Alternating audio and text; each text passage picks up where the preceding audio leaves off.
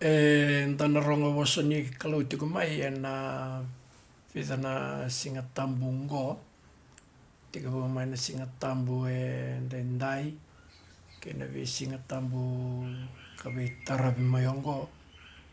Na vi waseiti kumai na madhiu na kena wase lima. Da kilaba kabinaka na vi kai olao madhiu ena wase ni volango. Madhiu na kena wase lima, madhiu na kena wase ono, wata keina madhiu na kena wase vitu. O madhalata kini ngo wadhabutaka kabola madhiu mbaleta na nona vuna o tisu mai na ulu ni vanua. Kanda o wakatoka itu na nona i vunau mai na ulu ni vanua. Ena tolu na wase ni vola ni madhiu ngo. Tika butuku mai na kena wase lima, lako ena wase ono, kalai wakatapari ena wase vitu. Ni ndareida na vi kai yalo ni kai vola madhiu mbaleta na wase lima. Tuku ni kina na nona wakatabu buli o tisu ena sona i vala ni mbula wakalou ka na wakalou nga tatakikina o koia mbula taka na mbula ngo. Na mbula ni vi wakalou nga take na vala wakalou na beatitudes ena kena wasa waka peretania. Vida tiko ikia mai na tikine tolu kina tikine tinikarua. Reidi na kene wasei ni walu tauzoko na i vala wakalou nona i wakarau o koia ka wakalou atakikina me wakausa wakathabutaka o titiko o koia mbulataka. Godly characters that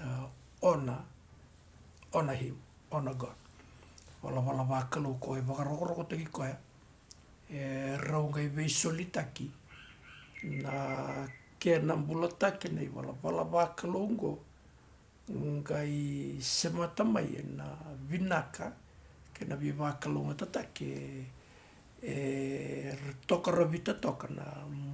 vala wakalou ngo ni sa mbulataka indua ena nona muri tisu tiko. Iane yala lo levu ni vei kai toka me mbaleta na i vala wakalou ka tukuni mai ena matai ni tolu ki na tinikarua na tikine tolu ki na tinikarua ena wase lima ni vola ni Matthew. Tangali tinika tolu ki na tinikavitu sa tarakina na wakasa mambimbi ni wambauto yau ni sa wakaitangende na nomu kambatadaki ndoni kamba rani ndatukuna ni wakaidhoriku mo rani o ngai masima o dhina kina mo sa mbula taka na mbula koe walungo mbula wakalungo torumanda na wasungo rani o ngai qualify kina mo masima ka rarama ena panua tiko kina panua kau tiko kina na kalau. Ndareida na ngauna ngo. Sa senga ni ngauna rao. Wakambimbi tiko na kenda na lutu wa Karisto. Senga langani vura tauzoko viti talinga indai. Me tekebu mai na ngauna wakatudha kitaki kina na isongo lutu na singa ni pentiko. Ngai tekebu lako tumaya na isongo lutu na eango i Karisto sa tekebu wakilatu mai na ndrendre na veka sasanga ni te voro kina buto me avalata na isongo lutu mai na ngauna ya. Kasenga kina ni ngauna rao na ngauna me tekebu mai na ngauna ya wakainda reida ni toso taki tikunga na i vala ni mbula vakaeango, vakavuruvura ena taundaku ni lotu ka e avalata tiko kina. Na bulan ni na nondambula, na nombula na nongubula, kina bulan ni songo lotu na yangu I Karisto endindai. Wakai toso taki tunga. Matata waka vinakaya, ena kai waka zabutaka o Timothy, ena karoni Timothy, na nona pola vi Timothy me waka nanumi koe kina. Ena last days. Tukuna bango mo ena wase tolu ni karoni Timothy, na kiana tikine ndua laka sombuya, tukuna ko vi Timothy mo kila talenga. Me wakango ni na eadho, e so na ngauna, ni vivakararau taki na visinga mai muri. Na kena wasopa peratani na perilous times. You will go through. But you need to be aware that in the final days, the culture of society will become extremely fierce and difficult. You mai topolea na nongo wakasama tauthoka nongo ingo tauthoka na vivu kani alutamu wa mazalutaka na madhi una kena waselima una kerea me menda kilati kuni nongo weekenda na tamata endangarapa na kalau na singa ni ngauna rarabiku na levu na ngauna ni mbuto ena levu na ngauna ni nrendre me waka sala taki Timothy kina na nona tauratiko na thakathaka waka italatala ni se thoro waunga na isongo lotu mai Efeso raitha manta se ngauna ya mai na ngauna ni singa ni penitiko me adhobo mai na ngauna ve Timothia na kiana sa tika po teina pipari lotu na panova ka Asia, mai na Asia rintareitha kina ni tumbuthake tiko na ngauna ni nrendre na nona wakathabuta kina pasungo na fierce na kena ndua na kena waka ndewa waka peratania na Passion Translation, today's Passion Translation wangata kana pasungo extremely fierce and difficult na nrendre koe na pinaka kina vekenda na tamatangarabi kalau menda wakayalonganga takini o tisu sa biuto tituma endona itangende endona watawata ni mbula ni ndaruna ndambikina ni ndana ndambikina semani wakazava na buto semani wakazava na kena ya valati tiku na iwalavala ni mbula kau kilani sematiwata na vua ni alotam kwenda umbasi kamai me vua taka mina nontambula na vinga una kete sa repitha e walunda na reithango i wala wakalo levu na punua tomiki kina ena i wala wakalo randau tukuna na so ena kena i wasaposo ka peratania the graces of Christian living na grace ni Christian living koe wakai ndondonu me taumbiana me waka salu tako koe na tamata e sa mai kile chisu e sa mai muri chisu e sa ne chisu e sa chisu na kaketanga ni nona mbulungo ka waka bimbia ni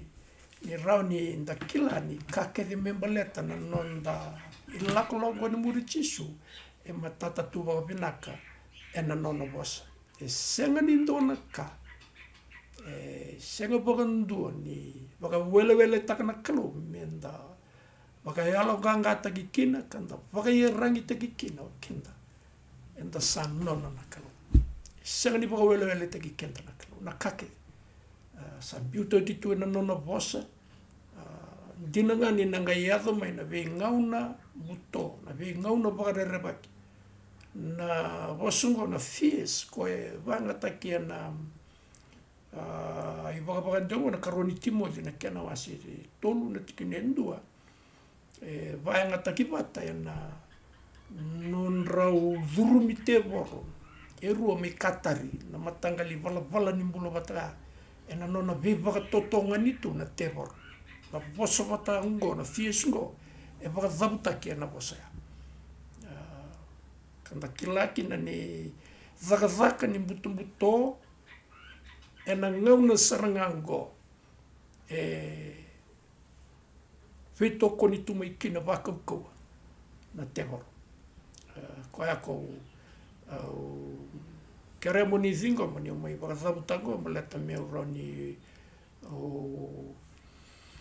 au introduce taka kina na bimbi ni topic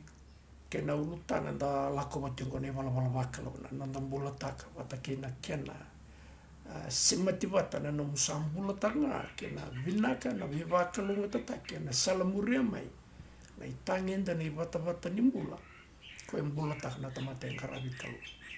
na vida chiko na singa tambungo entanangai taura toko mai bunga malua kau na kireiko kakua ni o wakawele taka balata ni wasu ni kalungo na madhi una kena waselima na puno mana ulu ni vanua au ko wakambauta ni rauta binaka na ngauna mbuto enta lako batingo vida ni pala ni mbula tukuna o Paulo me Timothy me ngarau na wakabinaka e na ngauna ni ote ni ngauna to romanda mai na ngauna ya me azama na singendenda ndakilati ko ni sayote tukuna ngauna ngo libu na bimatanga limbula baya e na mbasika mai mo kila talenga na kaungo na binaka be kanda menda kila talenga na be kai avutungo mo kakunio segani kila kakunio e alo waitaka kakunio oitimo waka wale na tuina no mumbula au sa sanonda masu bata tiko na vala ni mbulongo me kinta batiko na turanga na marama na thorbo na ngonele o ngarabi kalutiko na singendinda balata ni ndakila sobe kende kabango sandinde mai na kena vakazabuta kitu de oitini ngauna vinakata meu tukuna veko ni kua ni kalau bagata ki ko na ndonondolo singa ke na ndona singa ke na ndonondolo singa e vatu ya na kai me bakai vakazabuta ka veke na ni volota na nona reina kalu ena kake de nda tukuna tu na singa ni tamata wa na kalu le pintangarauto e vatu ya kono ndonondolo singa ngo sa ndonondolo ya mbaki sa utingo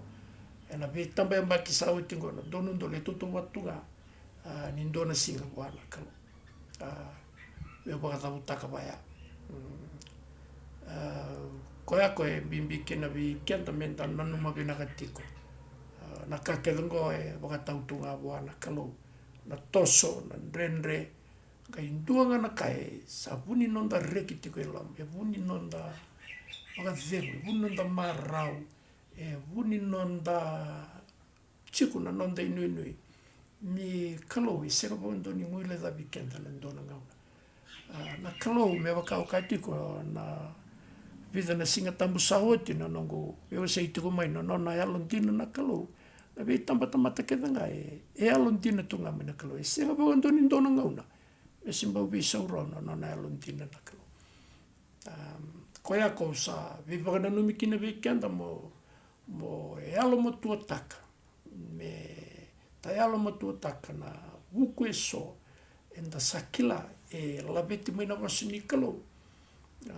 menda thakabo toko bakaki ana wasa ana e alo matua wambau toi au ni nonda bakaidor na veka enda sa wuku kina mai na ka enda vulida na wasini kalau e ana imbale ni alo matua via ana moronga na wasa sa tika buomo wuku ikina o chao e alo matua sa thakabo sana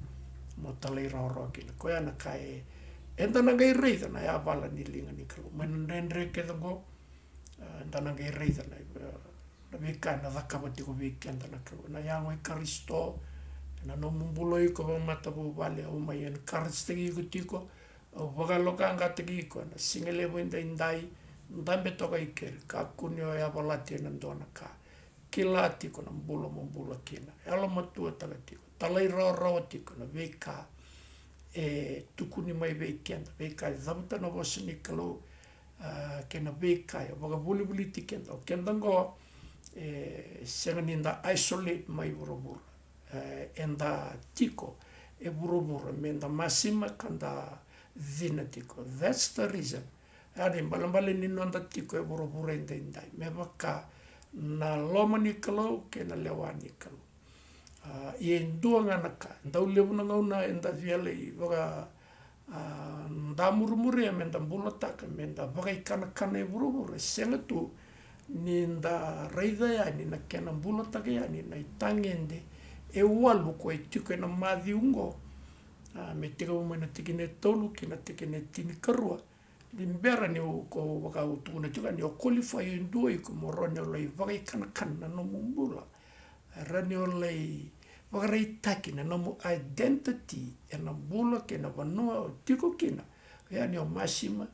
kaurara me no vanua tikina. It talks about your identity, who you are in Christ Jesus. Koya tiko na kena bula waka bimbi tiko kenta na tamata indang karabikalu na bula buto na last days go na lovers of self na nomu sa ina tamat sa nanumi ko nga batay ko lovers of money tamatsa nakakedenga nailap reida manda nakai tata moso tu buru vitin dindai nailap tamatai vi kodo nga bango esegani nailap. But the love of money is something that church, you and I as a child of God ought to be careful in the way we love money. Kaya na yaliterne ena yalikina na ibalabal nimbula ni nomulomana na kalu lovers of selves, lovers of money, tamata doka pride of life na lako mai na uchochi ni ngaunango tukuni bango Timothy tukuna Paulo bitum doiko kone balabal bulungo no tangane ke bakai au boso chugo na dona lubengu ko ele taura na zaka lubengu bagayalo na tukuna bai boy sa kere ko na matangal ni ka bango mo kila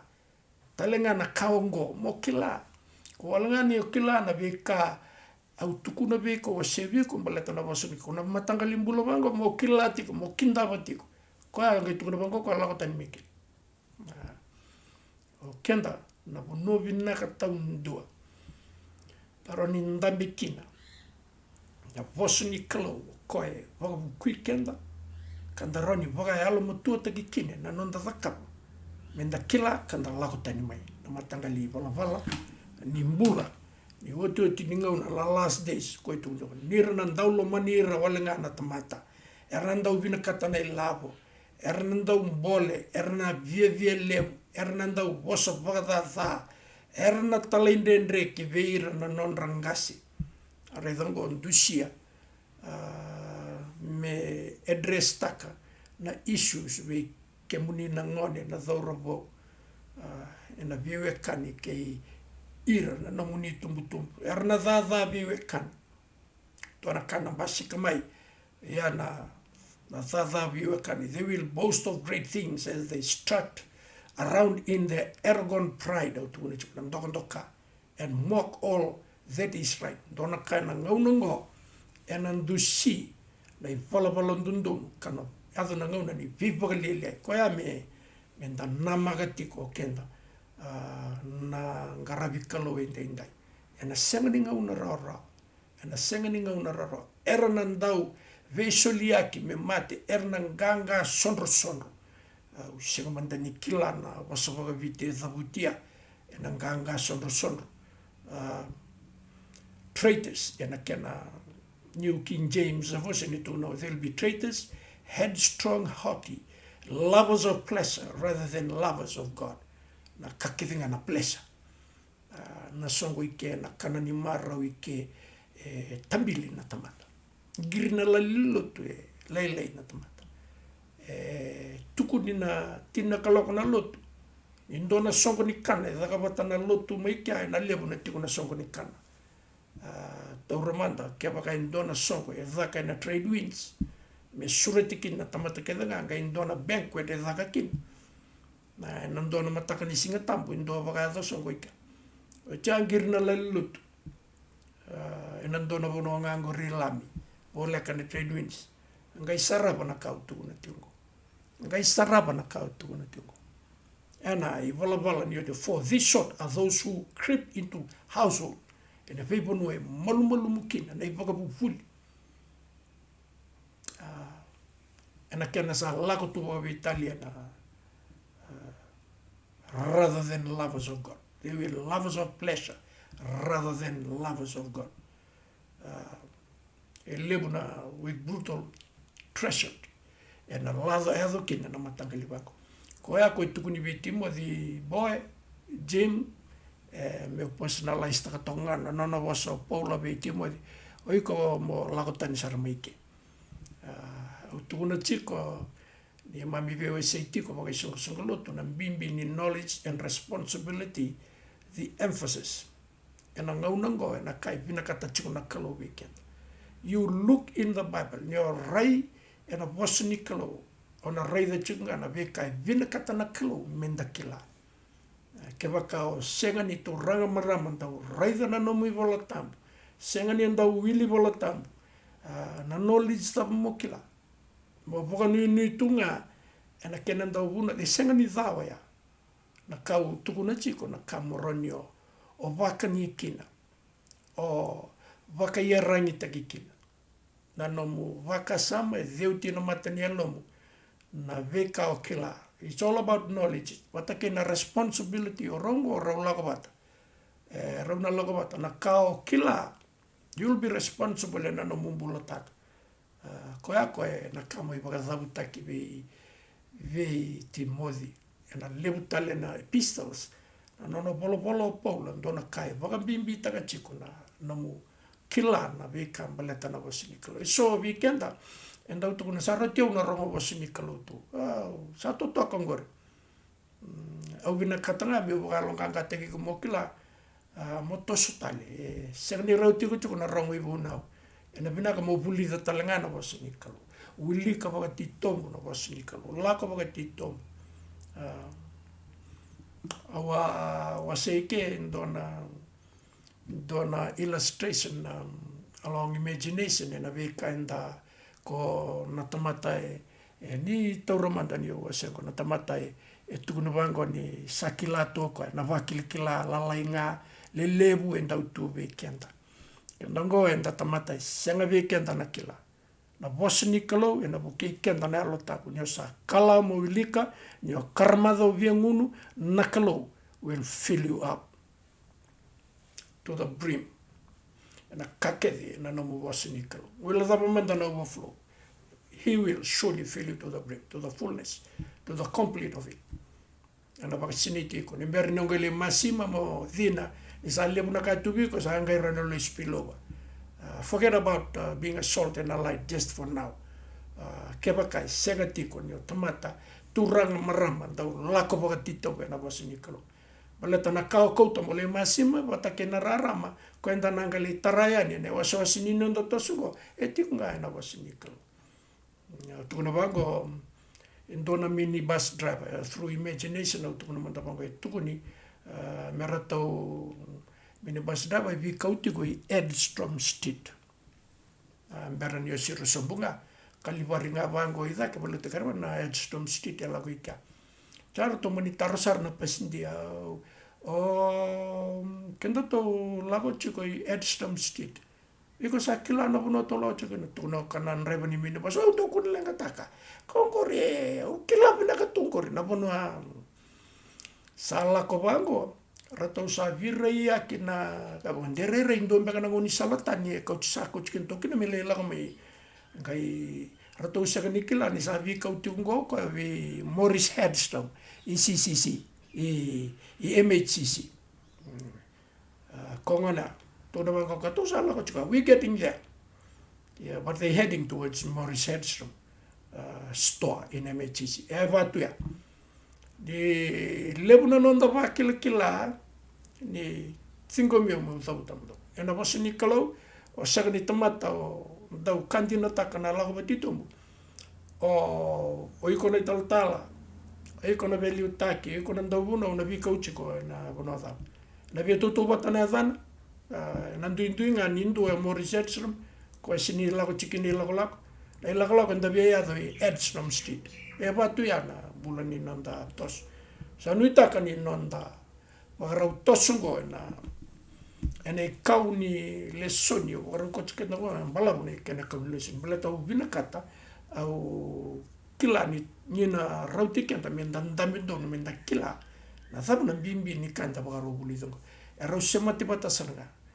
na nomu kila baga binaka na veka baga tabuli da chisu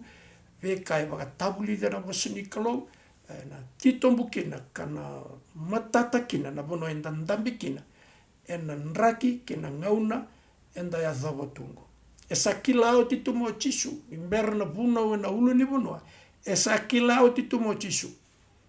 ena ngauna ya watakena singende indai sakila o titumo chisu lebera muritunga na nona mai address tongo chisu ena beatitudes e vala nimbula vakalo ko era tona kuni binaka kine na fitha na walo indana bulidungo kila ni address tagira toka out of all era kede era muritumai so era muritumai na daga mana so era muritumai ena kara muritumai kina kai ndona monongo rangai mai ndambi kina kai pakarongo takivira na kai tu ena alona natura me roni ndaroni mai puli talenga kina kenda na tomate ndang karabi kalau enda nuita kani yona baro taga bina no muy bola tambu ke baka endona kame una kererongo viko berani santa tega vorreida na nonda lesson ke baka endona ka una kererongo viko usana kereiko mo bogo viliko toka na madhi una kena wase lima madhi una kena wase ono wata kena madhi na kena wase vito saker kerbe como bogo viliko ro toka ya ena binaka veiko na binaka ve kenda minda toso watiko ni na va madala take sona casa ronyo ndambero toka ena nonda toso watatingo ena wasanikalu da sana wilika rosermanda na nonda lesoni ena na wilika na matainga ni pizana tikinango boleta merani tikaburokin na nonda vewase takana wasanikalo ena vaka sambimbi kausa tuna toka ya weekend na madhiuna kena wase lima mai na tikine ndua tuna vango koya chisu madhiu nono bolo chisu tuna vango yeni sa raidira na leo vunga kokoya sa dhambi kina ulu ni bonua yeni sa tiko sombu sa lako mai ve koya ko ira na nona tisei peli sa bos kokoya ka wakapulidhira kakaya tigine tolu sa kalunga ta koira sa yalo malumalumu ni sa nonra na mata ni tu wakalo malang tigine pa sa kalunga ta koira sanda utangi nira na pakadingoi tigine lima sa kalunga ta koira sa yalo malua nira na taukena na vanua ono sa kalunga ta koira sabia kana kabia ngunuva nai palapala ndundonu nira na pakamama utake vida tale mana tikine vitu mia tavana tikine tinkarua na vi kalunga tatale so ena buku ni palapala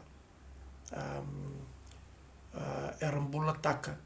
ena vi kai i palapala tinanga wakalu darai dati koni nana mai vosa chungo chisu sena bagandua ni ndona ngauna me vangole ratani ena veka so sena ne lako dhurumitiko ena mbula ena ngauna ya mai Palestina kauti rasranga bagandona turanga ena veka so so tavo saratunga na tamata na ngauna ya kanda raida na vekaya indina tuni kua levumbeka mai lotu tiko so tavo chiko na ndre vinakata meu ka vekeda ni tiko na vekaya varautaka tuna kalo na iwalavala wakalo ka vororo taki kino koia kalo vororo taki no Jesu kana vinaka kino iko ke waka o kambi kino pulitha mo the cover mo mbulataka godly characteristics that honor him and blesses you ninda warida na wasango na kalungata na blessed lewe kenda sana matati wa keni malambale na marau something that will make you happy or prosperous ona whakaputu ni au takikina me whakathaputa ki pronounced happy o iko sa tukuni wango iko be happy nio sa ndautangi be happy gona ka enomu nio ndautangi nio mbula taka na mbula ni halo malumu tukuni wango iko be happy we pronounced you happy malata ni sa nomu ko ana vika wakathabutaki kau kila ni rauni nda wakarambo ili utaka na wasungo na kalongata na kena wakandia wataki chunga wakabiti na vinaka muri iko sanomu na vinaka sanomu na favor ni kalo na favor taudako ni kalo we nomu the favor of God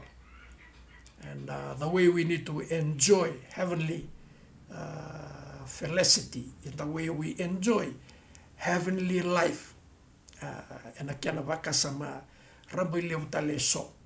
in the raida tiko na wakasama ngo na singile wende indai tana raida na tikine tolu na pisa na wakasama no tomika meke kabango sakalunga to ko irasa yalo malumulumu ni sa nonra na matani tu wakaloa malangi New Wilika na kena New King James Version na kena ibabakandiango blessed are the poor in spirit for theirs is the kingdom of heaven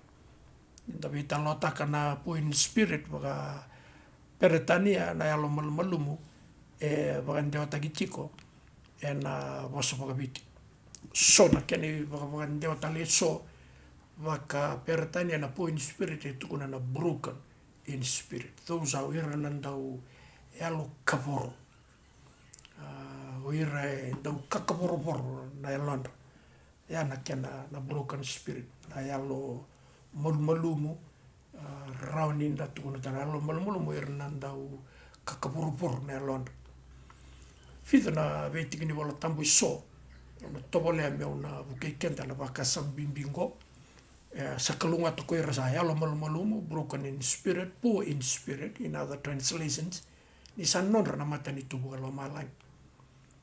nda reida na Matthew na kena wase tinikandua na tikine rosa bulu kawalu kina tolsa bulu wili ka matanga vi kenda na kena baka ndia baka biti chungo baka ndia biti ndo la ko mai vi yau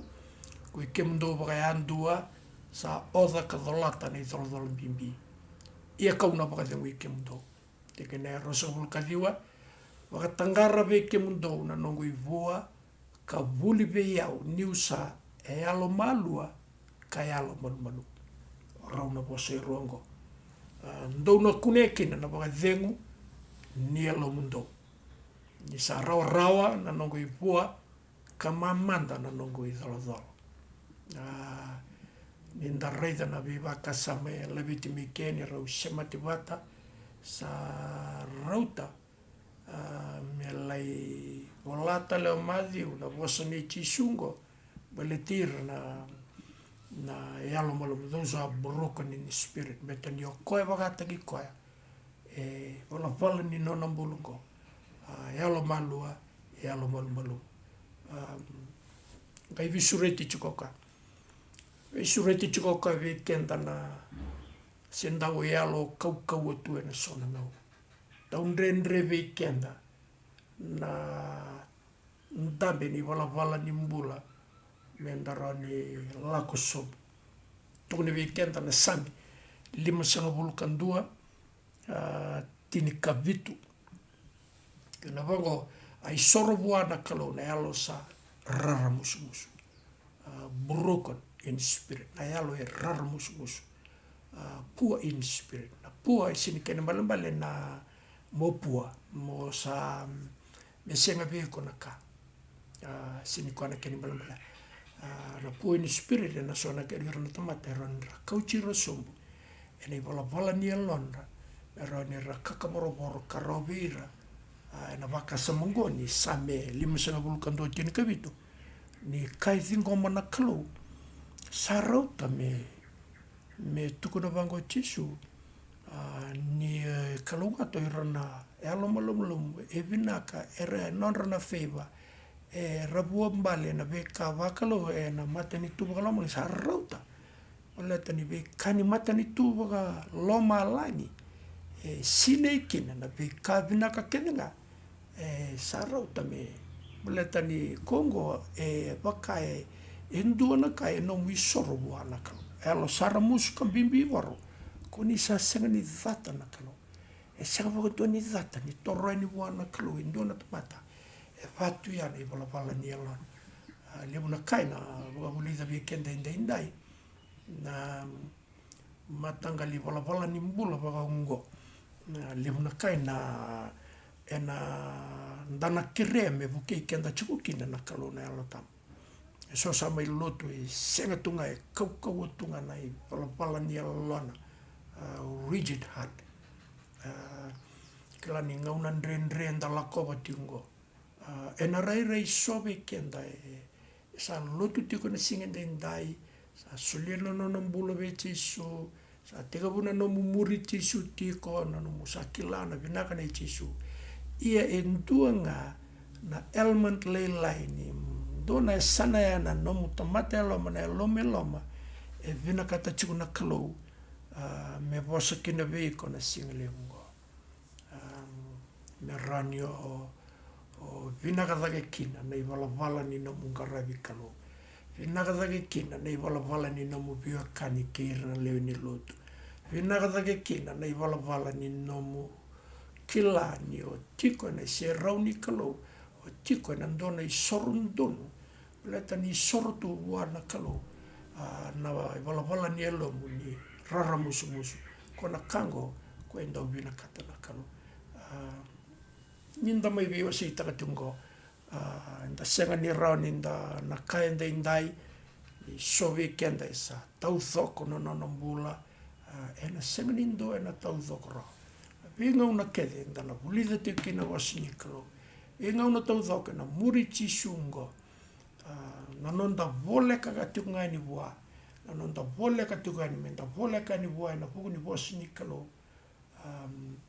Ena lako mai veiko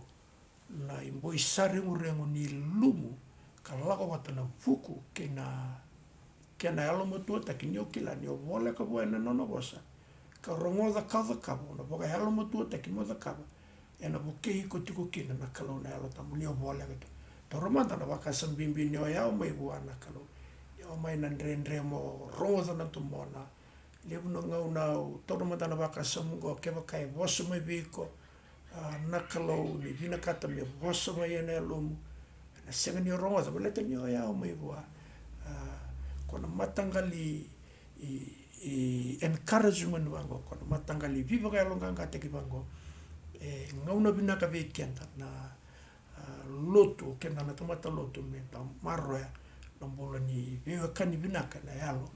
kakaborobo matani nda tikitoki ni kake de bora utaka na kalu na matani tu bokalo mala da bora zabu taka balevo Matthew da ruana wasungo na matani tu bokalo mala kena matani tu ni kalau dorega na vera toke na kospelo Matthew tondua no kai tole me o madala taka na veka era usimatiki no rongo doanga na kainda baka bena tatiko ni nda sa tiko ni matani tu ni kalau karani nda tiko ena se rauni kalau ena matani tu baka malani na nonda mbula taka na mbula ko ke baka enda na baka ulika na imatai wata kea ni kawalu ni beatitudes ni wala ni mula wakalo o rauroro na kea ni songo ni we koe na kea ni matai ke koe na kea ni kawalu ni mera ni lai qualify na tamata me masima me rarama ina tiki na tinika tolu ki na tinika vitu raurorongo na kaisima ti mai viko ni o dingi taka mo mbula un dingi taka mo mbula ni o elo malu ke koe na kea ni utingo na wakathapu taki roroki na mate ni tu wakalo malai dan no tistaka dan arreida sa dona kamevu ke kenda kina na kalo ena non da tosungo ena non was do tala ke na wakasama na madhiu tin kandua rosa vulkawalu tol sa bulu sa wasetu ya same lima sa vulkandua tin kavitu na aisea na kena wase lima sa bulu kavitu na tikina tin kalima wata kena aisea na kena wase ono sa vulkaono ena tikine rua au na wilika mandanga ve kenda tudo bango aisea ni sa kaya waka kokoya sa the kalebu kasa tiko nga ena ngauna tao mundu na ya dhana kokoya ka yalo sabasaba e tudo bango au sa tiko ena tikina the ka tambu ke koe talenga sara musu ka malumu na yalona reida matana ka ondingi taka ke na kai waru taka na kalo mo tiko ki no koe na kalo ko tuku na wango aisea ko e tiko ngai na tau mundu na dhano ko koe e alo sabsaba sa tiko the na bono the ka tambu ke koe talenga uno the ka tambu ke koe talenga ena nona isera taroni tuku na wango koe ndingi taka na kalo mendau lako wasumaya ni ena nona isera koe talenga sara musu ka malu na elona me wakambula na yalo i koea sa yalo malu ka wakambula na lo mandra sambimbivo sa reida dio toroyani wana kalo ena matangali wala ni yalo koe watu ko broken in spirit sa dona kana na nomu dhurundonu yani na fonondonu sa rota me nomu na i wata ni veka wakalo malai tiki na rua na aisea ono sa vulka ono e tuku na wango ia na kakethenga ongo sambula bulia na lingangu na kakethenga ongo sa bulia na lingangu kasa tumai na kakethenga ongo sa kaya kochiobo ia na tamato ongo kauna ngolepa roda na kai tuku na weekend aisea ena nona vola memba leta na tamata malumu ia na kango kausango leo kokoya sa yalo malumu kara musu na yalona kasa rerbaka na nungu bosa kasa rerbaka na nungu bosa wabine benakataka ni matatutu weekenda na imbole ni mata ni tu betu kuna wango rerbaka na kalo kandokana tui tu ni talenga ke na tamata ko sa elo malu karamusu nelona kasa rerba kana nungu baso kongo na tamata ka usango leva na darida na bimbi ni veka mai baga zabu taka chiko tisu kana bimbi na elo malu sa rauta me lebukina na viva kalunga tatake ena matanitu wakalo malai dona kai ke makai dona kame dana batona kan dana kerea dona kai la biti da ni ko e wasu bi kuna kalo to ko ne lom sindo mol malomo be buke kana no mbulo bata kene turanga no pare te ko da kalo veiko e bakana no bosen da sabuli gara ndendai au kriko mo wakara rote rondo batona ndor masu ena singile buko kemunina kalo wera ke rawarong mai era cinco mana bosungo ke mami bio sei tuko kin na no muni bosuna kalo era sa Solira mera yalo kaporo yalo malu mendai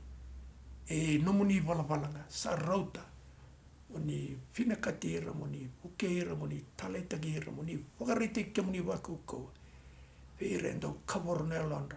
kayalo malu munaka sa rauta letongko de valaval nombula era tikondondo kina ena no muni sierra ibu ke mai mendai na wasni pokatutusa ke mami sa dui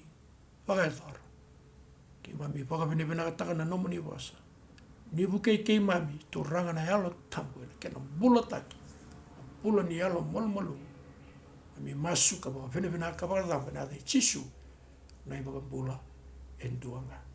ena madho talmengo kre como vesurete mai leta meroni ndona ngauna orani sematikina na beka inda be pagalonganga te chukina me teuni singa tamongo me na ngauna le zabakina non da raida to na baka samma na madi una kena wase lima madi una kena wase ono o te kena madi una kena wase vitu me azaba la singa tamongo uni kaukawa kanganga tinga ena tora amen.